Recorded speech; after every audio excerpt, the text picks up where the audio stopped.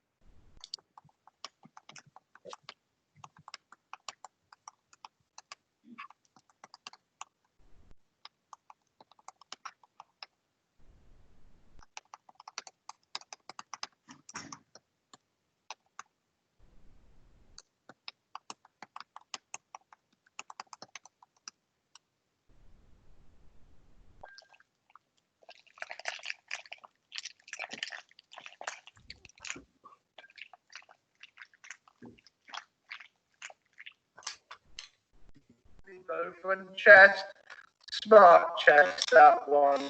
£90 I'm bidding. 95, 100.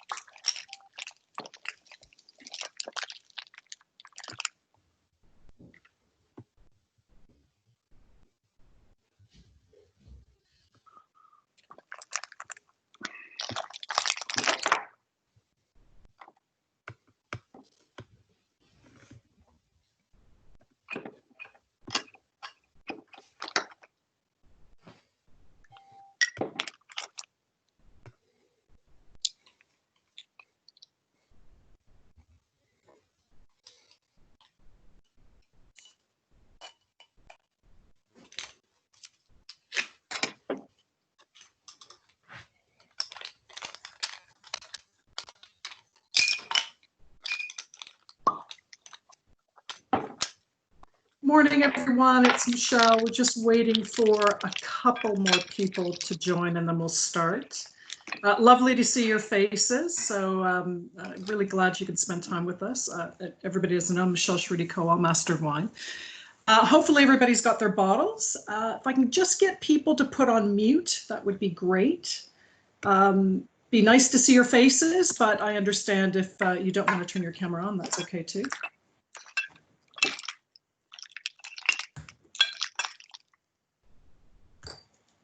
As soon as we've got a few more people, we will be ready to go.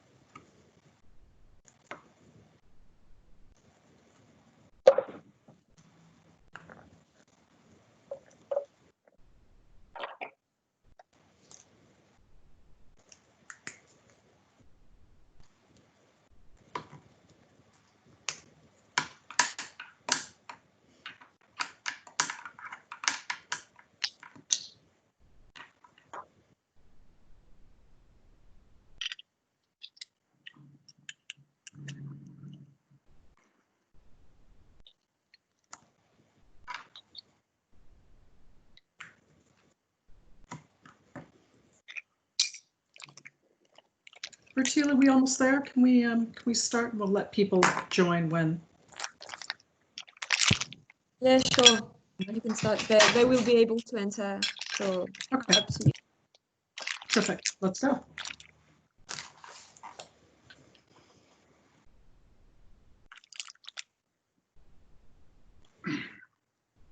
Again, thank you everybody for joining. I'm delighted to be able to spend the next hour or so with you talking about Chablis. I'm Michelle Schreedy, Coal Master of Wine, and presenting this on behalf of not only Chablis, but the Wine Board of Bourgogne. So the focus is on Petit Chablis. So those of you that are with me last week, we did a little bit more sort of overall. So the focus is on Petit Chablis. We've got 8 wines to discuss. Just to note that everyone has 2 wines, including myself. So I will need participation because I don't have all the wines, so I can't discuss all the wines. So everybody has 2 wines. So I'll get you to pipe in when we get to the tasting. So again, whether you're on camera, nice to see your faces, or whether you're on, whether you're not, just if everybody can mute until you talk, that would be super. Okay, so let's get going. I'm just going to give you a brief update of Chablis. So here we are. So you can actually see we're part of Bourgogne, so 4.1% of production, and you can see that just under half of that gets exported. Now, when you look at Chablis as a part of Bourgogne, it's 16% of the volume. But you can see the exports are a little bit higher here. There's 66% of the wines that get exported in comparison to the rest of Bourgogne. So let's see where they're going and who's buying it. Lo and behold, there you go, the UK. So we in the UK love this wine. So 24% of their exports going to the UK.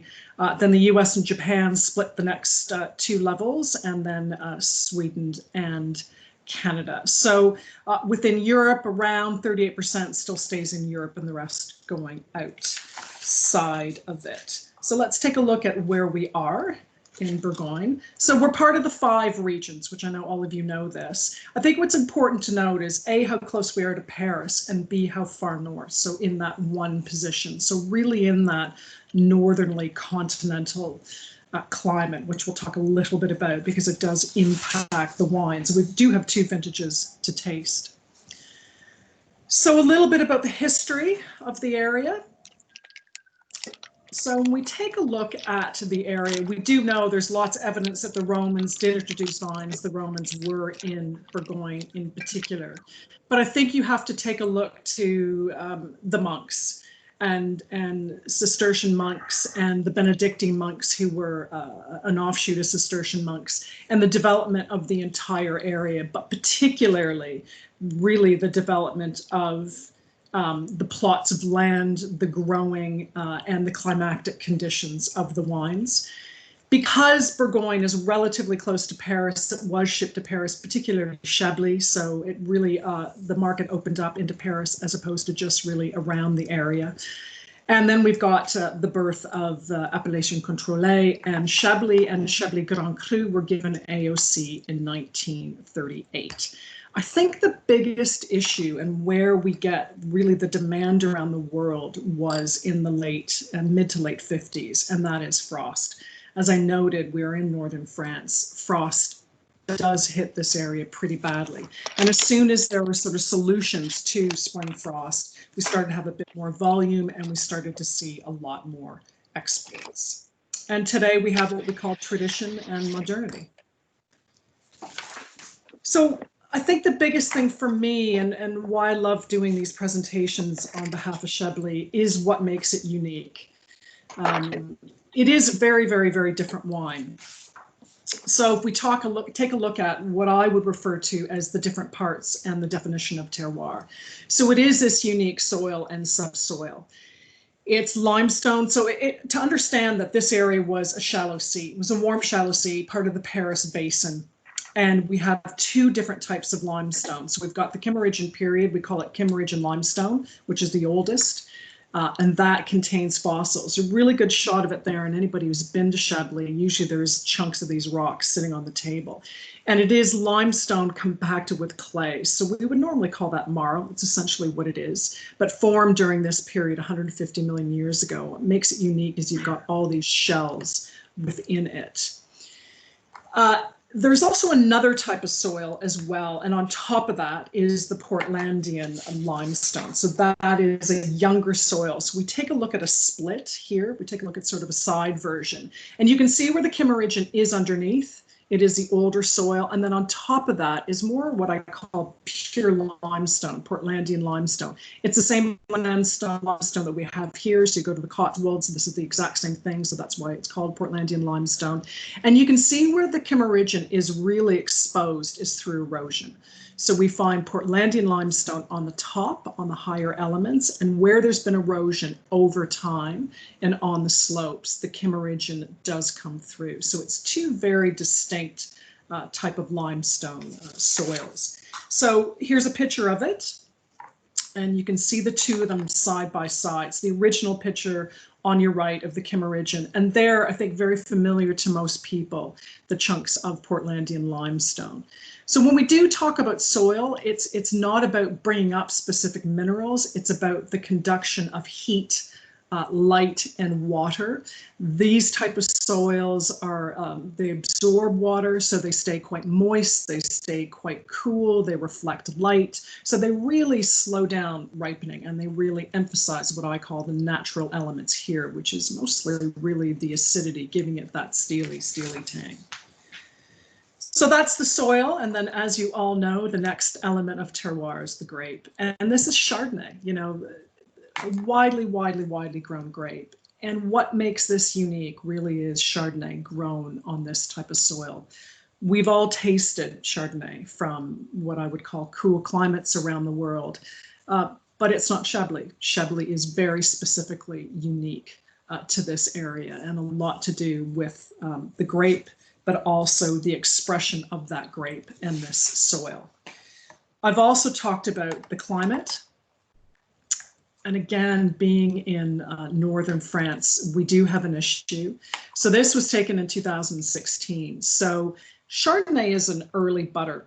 And when we've now started to see where we've got this real warming springs, and this was a terrific example of it, where the buds will push out. So you can see in the bottom right hand, a bud that's pushed out. So not flowers, but the bud. And what can happen here, because we're in a northern continental climate, if this happens too early, if it happens in early April, let's say, they can expect frost and cold temperatures just like we can here up until the first couple of weeks of May. And that can be pretty detrimental. That'll kill the buds, therefore you're going to kill your volume. So really, I talked about in the late 50s, what were the solutions? So you can see two amazing pictures on the top level here of candles, smudge pots. So on your top upper right-hand side, you can actually see a smudge pot, just warming up that environment. So when the frost doesn't sort of sink down and cool up the area. But more modern element, as you can see on the bottom left, really is the spraying. So the spraying of water, you see the slide next to it, really creating this cocoon, really coating that bud and creating a warmer environment inside. So it really is a much more modern. They've also got heated wires as well. So I think it's interesting here, they're not using water for irrigation, they're actually really using it for frost prevention. And, you know, in years like 2016, where a lot of Europe really had a problem with late frost, Chablis was fine, to be honest. They know how to deal with frost. They're used to dealing with frost. Depending on when it happens, you know, they can deal with it quite happily. The issue probably for Chablis that does affect their yield a little bit more is hail. So they do have, and we know that with increasing global warming, we do have hail, but frost is something that they can do. In addition to the soil, to the grape and this unique climate, we do have the people. So that is the definition of terroir. So we have about 300 wine estates there. They're responsible for around 10,000 bottles a year. A really well-known cooperative, La Chablisin, which represents about a quarter of that production. Then we've got merchants or négociants. So we have about 100 négociants, but the top 15 make about produce about 3/4 of the production there. So that's really a brief sort of outline of Chablis. Let's take a look at the vintages. We've got two vintages we're going to taste. We've got 5 wines from 2018 and 3 wines from 2017. So it'll be really interesting to hear from people who have each vintage. There's a few of you that've got both vintages because they are quite different. 2018 was really a fantastic year. So luckily, lots of rainfall. And again, with this soil, it soaks up the water and can hold on to it. So lots of rainfall in the winter. Early growth, we did have a warm spring. Luckily, no spring frost. A bit of hail did hit, so it reduced volume a little bit, but not too impactful. And then if everybody remembers 2018, it was almost like our April, May here, where we really had from June and July, this incredibly hot, sunny, dry weather. It was just really quite perfect. Not a lot of rainfall, so it was quite lucky there was a lot during the winter time. So the grape was able to cope without the rainfall. And a relatively really disease-free year, good harvest, lots of quantity. For me, they're wonderful quality wines. They're perhaps a little bit voluptuous than maybe what I would call a typical year, but they really are beautifully drinking. So I think we'll get that expression when we do taste the 2018. 2017 was an earlier vintage. There was a lot of frost. It was quite a late frost, so it did hit them a little bit, despite all the frost prevention. So it wasn't, from a volume point of view, a huge volume year. Summer wasn't too great. So in addition to that, we had a little bit too much rain and a little bit too much dampness, but fantastic weather in September really saved the vintage. So you do have some ripeness there. You don't have a lot of volume, and I think you'll see the difference, a little bit more leaner, maybe a little bit more typical than maybe 2018. 2018, I liken that to 2015. So if people have 2015 on their shelves or in their wine list, I think tasting 2018 can give you a good, tasting the two of them together can give you a good impression of that vintage. So those are the 2 vintages that we're going to discuss. So I'll briefly talk about, just to remind everybody, about the 4 levels of appellation before we do get into the tasting. So just to give you sort of a sense of size and production here. So we do have 4 levels. We've got the 2 village levels, Petit Chablis and Chablis, which we'll be focusing on Petit Chablis. 1 village Premier Cru appellation and Grand Cru. So you can see the total of hectares, just under 5,700 hectares. And on average, around 38 million bottles that have been produced in the last 4 years. And you can see percentages. So Petit Chablis, which we're talking about, is actually only 19% of production. Chablis is the greater AOC Chablis at 66%. And then we have Premier Cru at 11%, and then Grand Cru only at 1%. So let's take a look at a visual of it. So you can see the different coded colors here. You can see how tiny Grand Cru is. And we do have 2 banks here. We've got right bank and we've got left bank. So Chablis Grand Cru is completely on that right bank, a continuous piece of land on the slopes facing the river, facing the south. That is just under, just over 100 hectares, 101 hectares at the moment for that 1%. Somebody asked last week, those of you that are on the call, are there any Premier Crus that are applying or going to get upgraded to Grand Cru? And just if you were dying to know that answer to that question, no, simply because it is this continuous, unique piece of land that even though you've got some Premier Crus beside it, they're not quite the same as that piece of land. So that is unlikely to ever happen. You see Premier Cru, both sides of the river, so it's in that darker orange. So Premier Cru is just under 800 hectares, 778. And that is interesting about that, and I'll talk briefly about Premier Crus, is you do have different expositions in different sizes. You see where Chablis is also on both sides of the river as well, and Petit Chablis, same. Okay, so different colors, but we'll look at that in more detail. Brief overview of Premier Cru and Grand Cru, and it really is the expression of climat. So what is the definition of climat? And that really is the definition of terroir. So it's considered the DNA of the Bourgogne growing region. It's a specific defined plot that has a name, and as you know, they have their own AOCs for Premier Cru and Grand Cru, and they're very particular. They've got not only specific soils, but geological, climatic conditions, but also different expositions. On this particular, you see that there is writing, some ancient writing, and the first mention of the word climat was in 1532, and it was in reference to a climat in Chablis. But we do know that through the monks that there have been written about specific plots of land all the way back to the 7th century. So it is something that is really ingrained and part of Bourgogne and Chablis. So what do we have in Chablis, as I said? So we've got Chablis Grand Cru, and you can see it really Kimmeridgian. It's really where it has eroded, and it's southwest facing, very specific slopes. Aging requirements until March 15th the following year, and divided up into 7 different climats that can actually use the term Chablis Grand Cru. So here is a picture of it, so a cutout so you can actually see it. And you can see the different ones. Les Clos is the largest one there, so you can see that's facing very specifically south. Some of them are a different steepness, so Valmore, Blanchot, a little bit steeper. So you can see the different, the 7 different Grand Crus there. So Premier Cru, so you can see very much on both sides of the river here. Again, not huge as far as size, 778 hectares. Some of them are quite large, some of them are quite small. You can see for the most part we are facing south, different expositions, whether they're southwest or southeast, and again on the Kimmeridgian soil.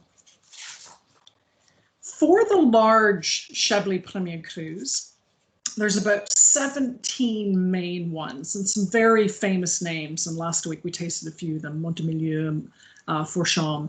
But some of these large ones are divided up into subplots. And what that means for a producer is that they can either use the name, for example, Fourchon, on their label, Premier Cru, or they can use the subplot in Fourchon. So it's really up to the producer what they want to use. I think another point, the 11 largest of the 17, or pardon me, of the, well, there's 40 of them, but of the 17, the 11 largest are 80% of volume. So they're the ones that we do see most often. Any questions?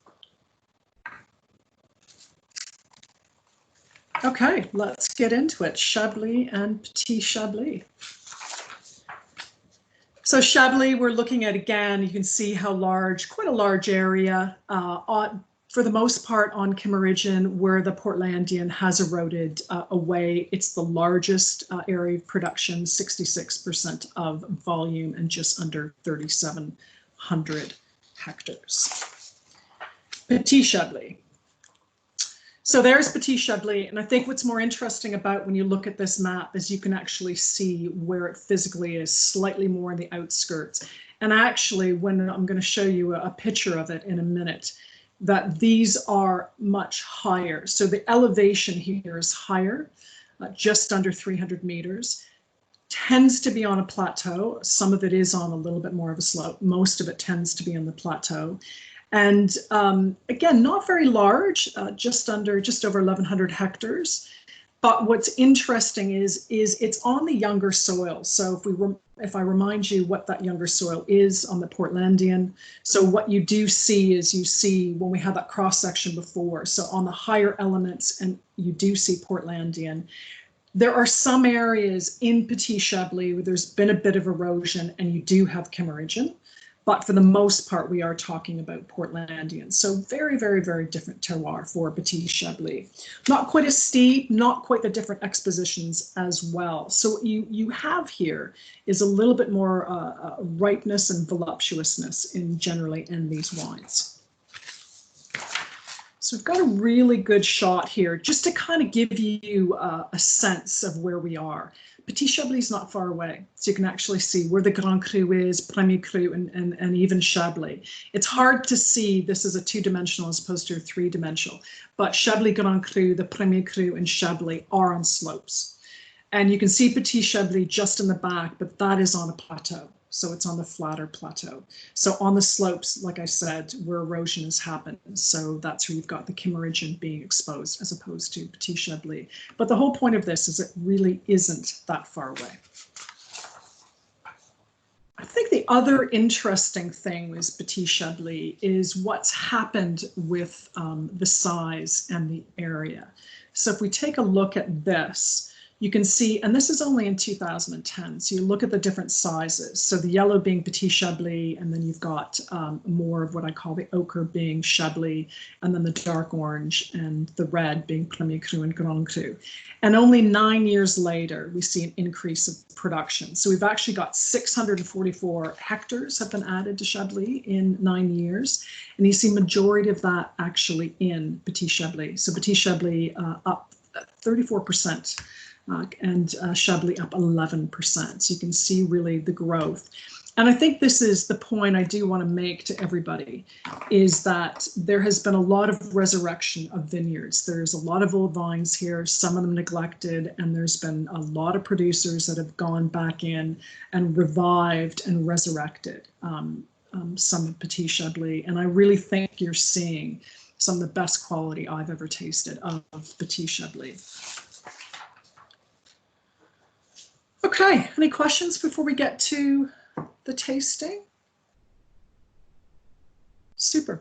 Okay, so the first 5 of them, and I do want to have time to talk about these wines, so that's why I wanted to go through the material with you first. So we're looking at 2018, and our very first producer is Jean-Marc Brocard. So I actually have this, but also I believe Nikki and Lindsay have this as well. So I don't know what if they want to taste it. Very, very well-known producer here, created in the early 70s, 144 hectares, very focused on being organic and sustainable.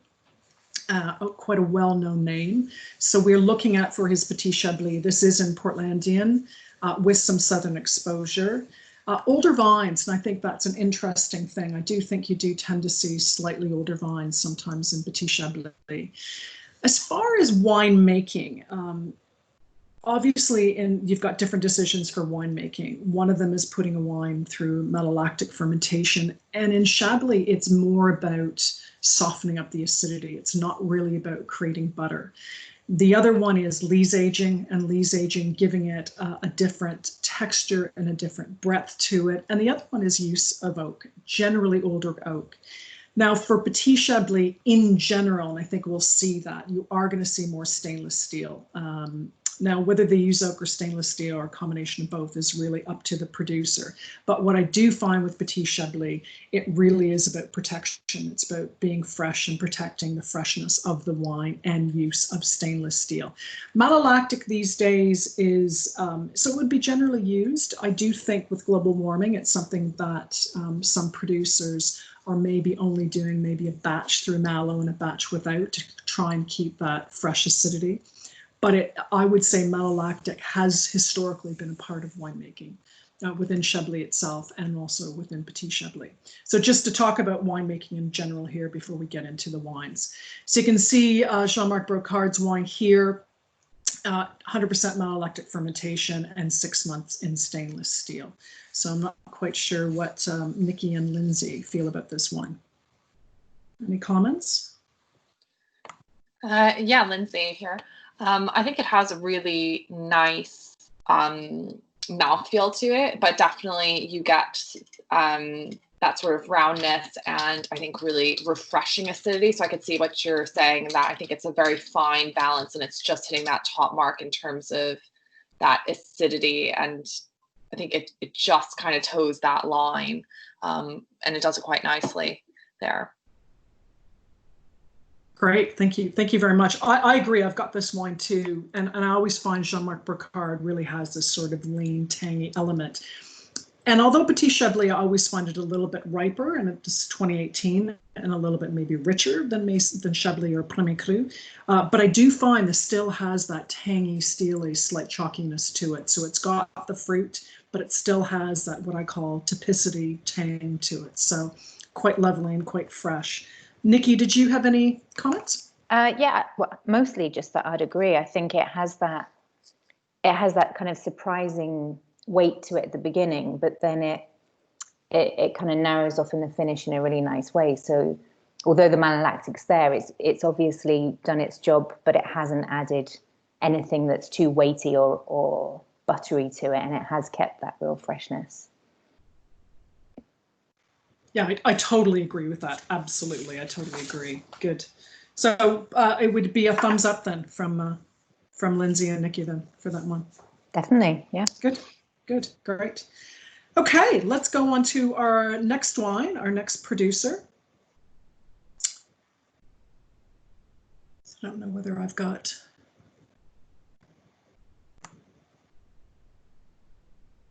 Just, Bertil, have you got the screen share up? Has somebody got the screen share up?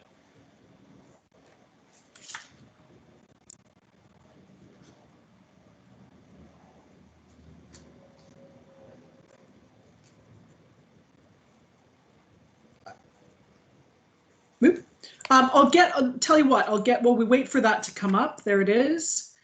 I know we got, Paul Hannigan has this, Ben Smith, and Rob has this. So Chateau de Chimie. So this is, again, 1973, so both two big years for this, for both of these producers. So three brothers started out, so again, renting vineyards, and then they planted their own. 27 hectares. Run by the sons, again, similar Portlandian limestone here. They practice sustainable 30-year-old vines as well. So keeping that, as I said, older vines, stainless steel, and they have done malolactic for this. I know it doesn't say there, but they have done malolactic for this, and 5 months in lees. So not that dissimilar from the Brocard winemaking. So if anybody, I don't have this wine, so I don't know whether one of the three of you want to talk about the wine for us and tell us what you think.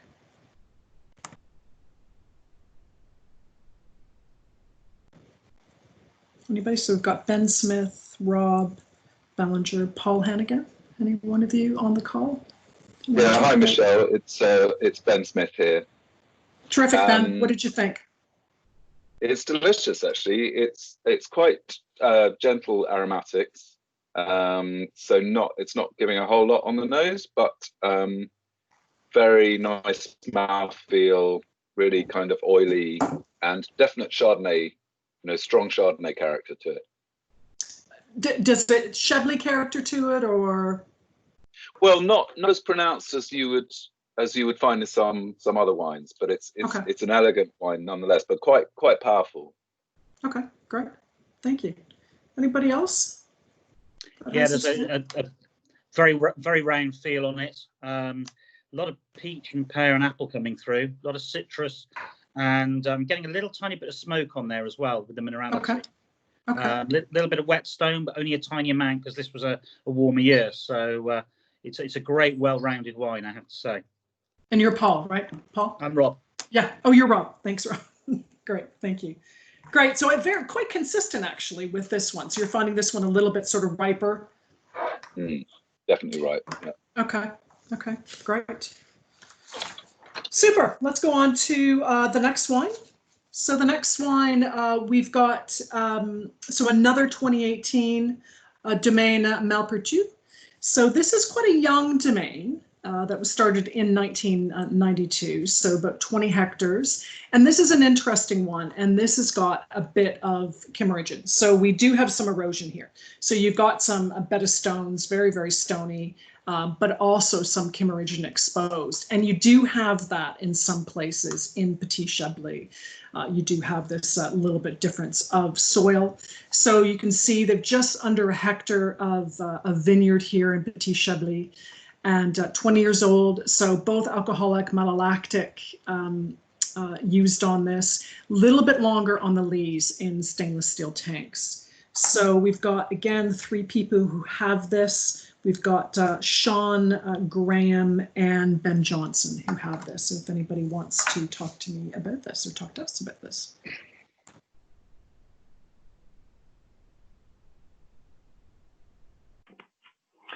Yeah, so hi, it's Ben here. Yeah, so I've... The other Ben. The other Ben Johnson. Yeah, yeah, so it feels very it feels first and foremost to me like the vintage comes through. So you've got that kind of richness, the texture, generosity, but also quite easy drinking as well. So really quite delicious, but something to really, I mean, obviously Petit Chablis you should enjoy young anyway, but I can imagine this being, very broad appeal to quite a wide range of tastes. Yeah. From the people who are, really into their Chablis, all the way through to, people who are, just, getting introduced to it really. And I think mirroring a little bit what someone else mentioned, I think the Chardonnay character comes through.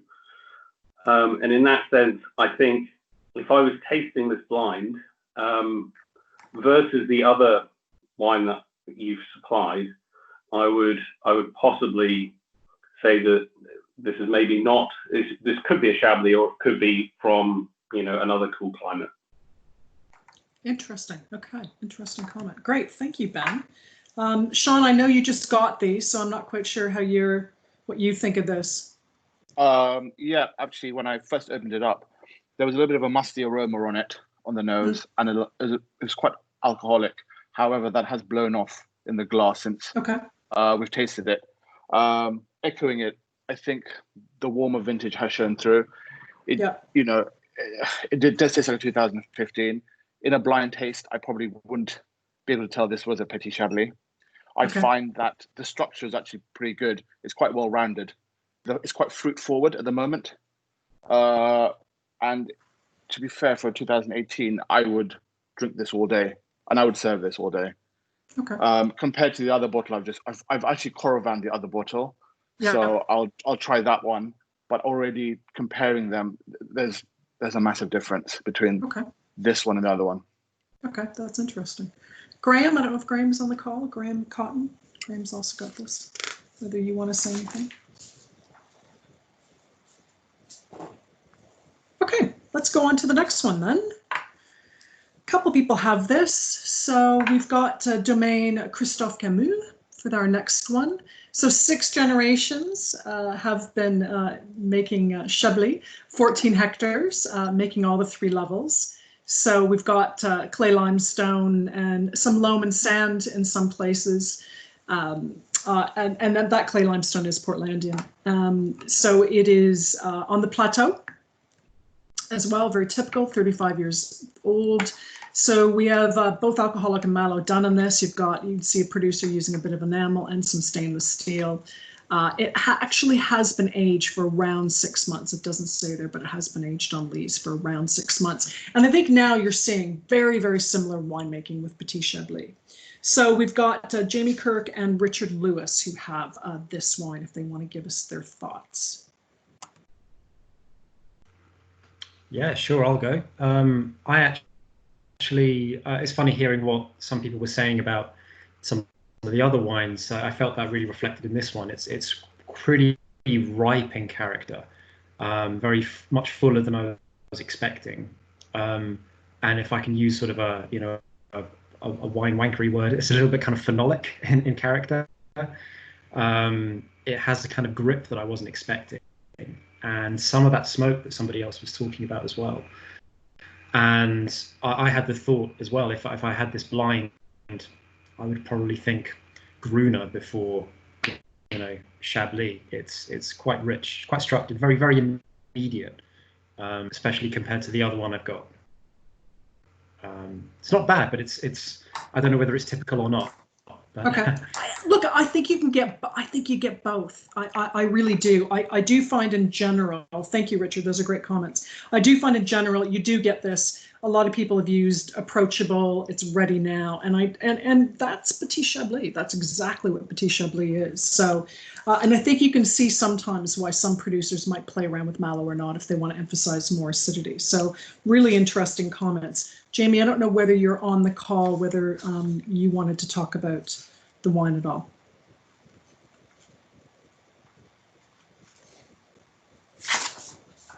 No? Okay. All right, let's go on to the next wine. So the next wine, everyone has. So that's what's quite interesting about this, is that everyone does have one similar wine, including myself. So another 2018, so Jean-Paul and Benoit Drouin, so 25 hectares across all of the areas. So you see their Petit Chablis is 1.3 hectares, so not terribly large. So Portlandian limestone, 40-year-old vines, again, so keeping with this sort of older vine, 8 to 10 months on the lees, stainless steel, and malolactic fermentation. So it'll be very interesting. So anyone can chat and tell me what they think of this wine. A couple you've already said you found it different, so I'd like to know how different and why do you find it different. So anyway. Yeah, I mean, it's wonderfully saline, great citrus freshness, little bit of chalk coming through, lot thinner, a lot more lively, a lot more expressive of what I think of as Petit Chablis. I think it's a great wine, stunning wine. Great, thank you. Anyone else?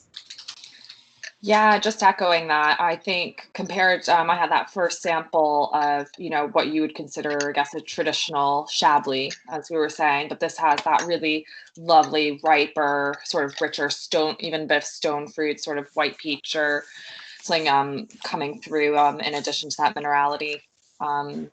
So quite a nice contrast, but really lovely all around. Yeah, I actually, the acidity is quite pronounced on this one. There's a ripeness, absolutely agree, but you really get the acidity. And I actually got a little bit more lees aging. I could actually taste a little bit more lees aging on it as well. So this one, a lot of people said, I don't think I would have said this blind as a Petit Chablis. I probably would have put this as a Chablis if I actually had this blind, if anybody else feels. Anybody else want to talk about what they think for this particular one? Yeah, I guess for me, it has that. Yeah, I agree. Oh, sorry. No, go ahead, Nikki, and then we can. There you go. It has this kind of amazing tension to it, that there is that acidity holding together that the salinity, that kind of yeast aging and the lees aging and that fruit that really kind of holds it together and takes you on a really nice sort of journey through the flavor. So as yeah, Lindsay it's a great said, word. Tension's a great word, actually. As Lindsay said, I had the same wine as her to start with, and the comparison of them both in the glass is, one of them's kind of light and fresh and like really pretty actually, but this has got a whole different tension and almost muscular sinewy-ness to it. So, Great comments. And someone else was going to jump in. Who else?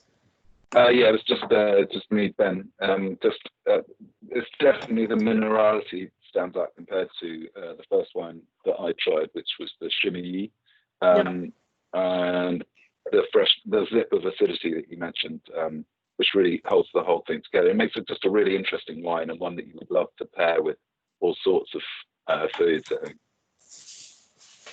Yeah, totally agree with that. It really is, it really is for Petit Chablis. It kind of sort of goes beyond sort of the Petit Chablis. Anyone else? Any other comments? Anyone else? I think the producer is more traditional, so you can see it in the wine. This could actually benefit from a couple more years of aging. I've opened it up into a large white burgundy glass, and the bowl's quite large, but still it needs another half an hour, 45 minutes, just to open up a bit. I think the producer will make a massive difference. As you know, they're quite traditional, so it's more stare for me. Yeah. Okay. Anyone else? I was just about to say, I think most of the comments have already kind of covered off the main stuff that I was going to mention. But I think if I was going to introduce Chablis to someone and say this is a good, pure, clean, focused expression of Chablis, I think this is a great way in. Yeah, I absolutely agree with that. Yeah, I absolutely agree with that. Yeah. Richard, Richard, do you have any thoughts on it? I totally agree with what people have said. Just one point, so comparing it to the Christophe Camus that I also had, just the color is really different. The Camus is a much deeper color than this one. and there's none of that phenolic weight that I found in the Camus, and I just think maybe it's a sign of how they've approached that quite warm vintage. I don't know whether it's to do with the land or whether they picked slightly earlier, but I find a similar thing in tasting German wines from the 2018 vintage. Some people treated it, they coped with the warm vintage much better. Other people maybe are used to leaving a longer hang time, and then it ends up being a little bit kind of heavy and flabby. Other people kind of still got that elegance, and I think that the second wine keeps that elegance. Brilliant, great. Well, thank you everybody for those comments. Like I said, it is fascinating having everyone having the same wine. So the next three are the 2017s. It'll be very interesting to hear people's comments about these, the 2017 vintage, because you all, those of you that have got it, would have all had the 2018 that we just tried. So our first 2017 is Domaine Venant et Fils. So relatively very, very young estate, 2012.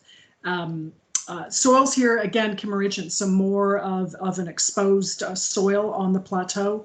Does sustainable viticulture, 25-year-old vines, both alcoholic malolactic done, stainless steel, and on fine lees, and again around sort of 6 months on the fine lees. So very, very similar winemaking to everybody else.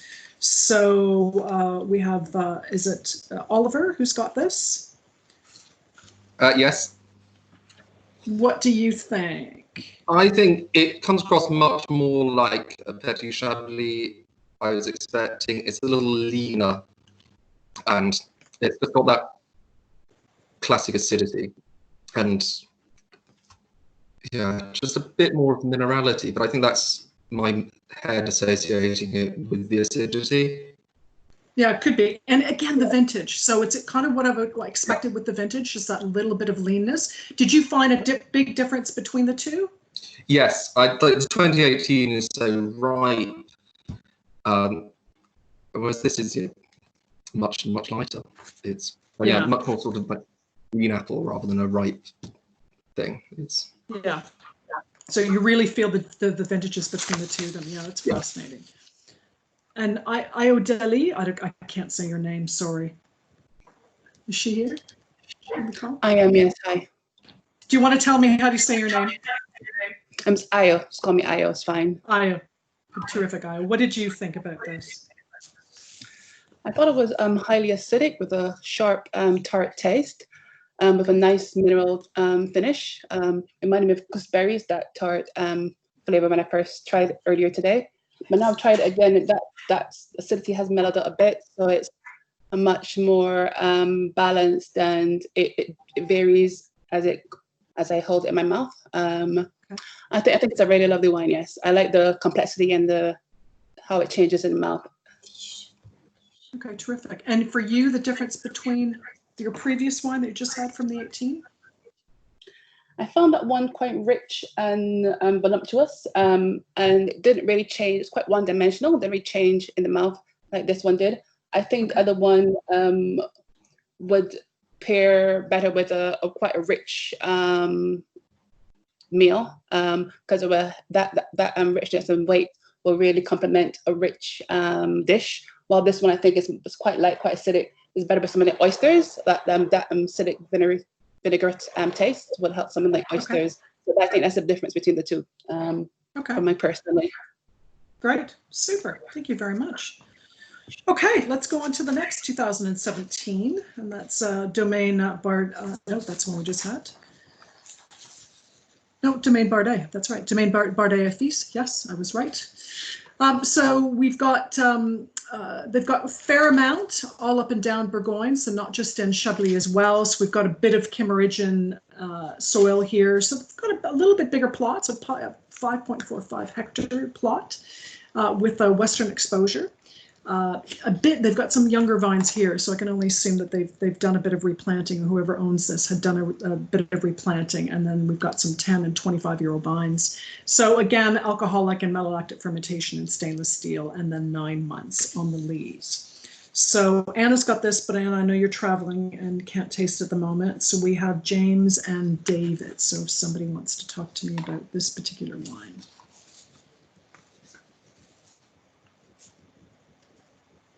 Anyone? No, don't have anyone on the call with this particular one. Okay, that's unfortunate. All right, let's go on to our last 2017. So that's Domaine Louis Moreau and a family that has been in Chablis for a very long time. So it's a name you do see on our shelves. So since the early 1800s, Louis has been running the estate since 1994. So 6 generations in Chablis, and they work at all levels in Chablis. So a bit sandier soil, so that's quite interesting here. And I know there's a little bit of Portlandians. So 4 hectares, 23-year-old vines, again, stainless steel, malolactic and alcoholic fermentation, and 4 months in tanks with the lees. And you can see a little bit pumping over to actually stir up those lees a bit. So we have Paul Baines has this, and Hamadeh has this as well. And I know Adam had to leave the call, he had this. So you can tell us what you think of these wines.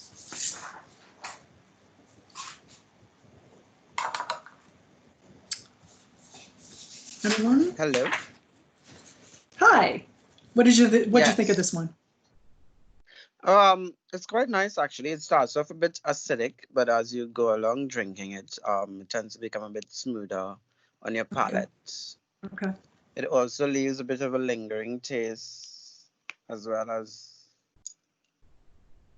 And how did you find the difference between this and the 2018, the Drona that we all had? For you, Sorry? how was this? How was this different from the previous wine that you had? So the 2018. So the 2018 to me was a bit smoother.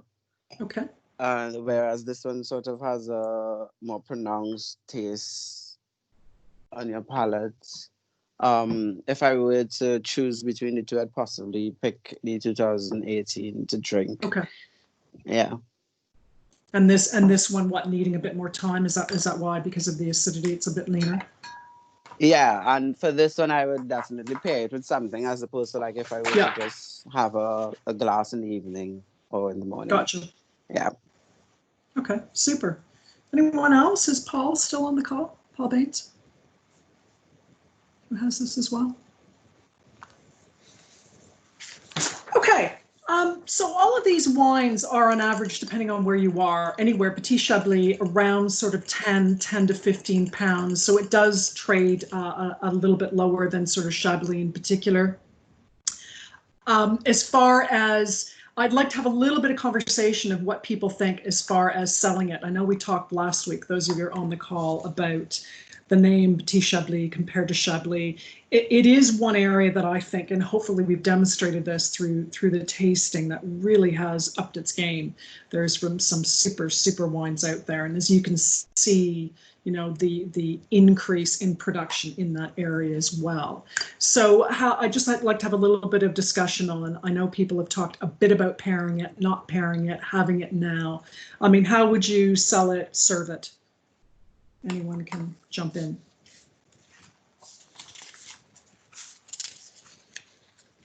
Sorry, Sean, can't hear you. If you're talking, you're on mute. I'd probably serve it to people who say they don't like Chardonnay. Okay.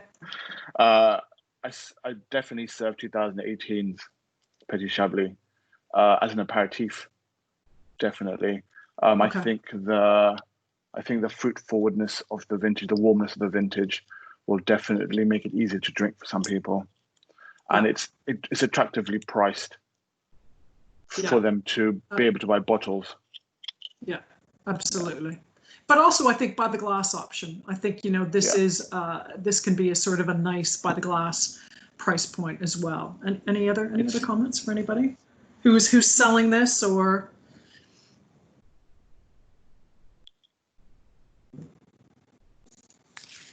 I know, Io, if you're still in the call, you talked about a little bit about 2 different ways you do the 18 and you do the 17. And a couple of you have talked about how you keep off the 17. I actually would pair. I would have the 2017 in a wine pairing because I think it's quite unusual. So I think that would be the selling point, and it's not a typical Chablis. So I think it'll be quite good to introduce people to a unique flavor, and be quite interested to see how you pair with what you pair with, basically. No, I think that's a really good idea. I think the idea of reintroducing Petit Chablis, but through a pairing, you know, through a by the glass option, I think that's a really, really interesting idea. And Sean, I quite like yours. I think the 2018 is, you know, can be for a specific clientele that maybe doesn't want sort of the leanness and the tightness of maybe some wines. It's a little bit more approachable and drinkable now. Anyone else who sells it, have you seen an increase in Petit Chablis, or have you seen a demand for it, or is it still very much a hand sell? Any comments to that?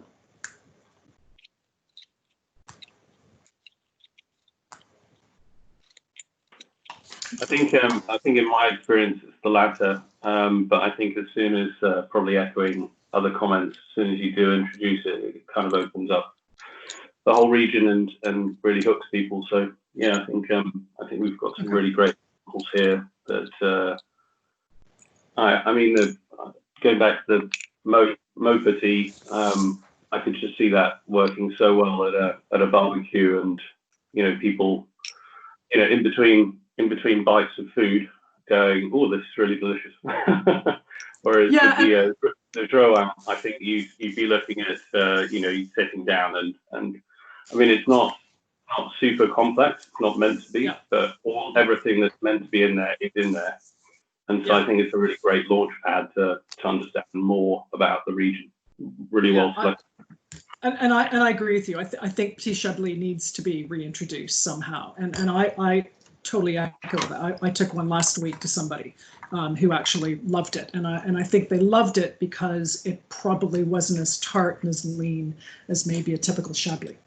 And I think that's why they kept on saying, "Wow, this is really nice wine. Let me look at the label. This is a really nice wine. It's a really nice wine." So it had enough acidity and had enough fruit in it as well. But it is something that you really need to introduce and get people to taste and get them to say, "Hey, you know, there is some really, really lovely Petit Chablis out there." Any other comments before we do the conclusions? Yeah, okay. I think as somebody, yeah, Richard, somebody said, you know, if I can see this being on a fairly kind of tight, concise wine list, just really well priced, you know, better priced than you can get most Chablis at, and you know, a wine to put there for people just to kind of drink and kind of chill out and not have to pontificate, and it's not overly complex. It's just delicious and kind of good for the whole table. Yeah, totally agree with that, Richard. Yeah, and I think that's an interesting on a concise, tight list. I think that really is, yeah, that is really quite interesting. Good, great. Okay, let's wrap it up so everybody can have lunch. So just to finish off what we've been saying about the area. So one grape, Kimmeridgian plus Portlandian, as you've seen, 4 levels of appellations. Just under 5,700 hectares. And then the final slide, which I love to show, this is 4 different artists from Germany and Belgium, and their challenge was to take a photograph to express minerality. So we've got 4 different photographs here by the winning artists to express purity and minerality of Chardonnay. So that's what their photographs are. So I thank you very much for spending your hour with me. I really appreciate your comments. I really appreciate the interaction between everybody with the wine. So thank you very much, and I hope you have a great day. Thanks a lot, Michelle. Thank you very much. Thank you. Michelle. Great. Cheers, guys. Enjoy your wines. Thank you. See you. Hopefully we'll do it in person soon. Thank you. Cheers. Cheers.